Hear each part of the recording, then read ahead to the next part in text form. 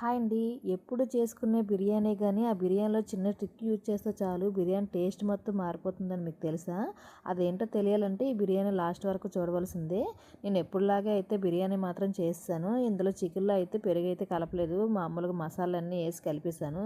ఈ మసాలా పేస్ట్ ఏంటంటే బిర్యానీ మసాలాతో పాటు అల్లం వెల్లిపాయ పేస్ట్, పుదీనా, కొత్తిమీర కూడా యాడ్ చేసి బాగా మిక్సీ ఆడుకొని ఆ పేస్ట్ అయితే యాడ్ చేశాను. మంచి టేస్ట్ వస్తుంది దానివల్ల అయితే మాత్రం. దాని తర్వాత అయితే దానికి తగ్గట్టు అయితే వాటర్ యాడ్ చేసుకోవడమే.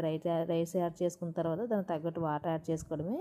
ఆ తర్వాత సాల్ట్ చూసుకొని 2 విజిల్స్ పెట్టిస్తే మన బిర్యానీ అయితే రెడీ అయిపోతుంది. నేను లాస్ట్లో అయితే ఇవ్వండి విజిల్స్ తీసిన తర్వాత అయితే మాత్రం చిన్న గిన్నె పెట్టుకొని దాని తర్వాత బొగ్గు పెట్టి దాంట్లో అయితే నేను నెయ్యి పోసి ఆ ఫ్లేవర్ అంతా మాత్రం పట్టించేసాను. ఆ బిర్యానీకి మంచి టేస్ట్ వచ్చింది.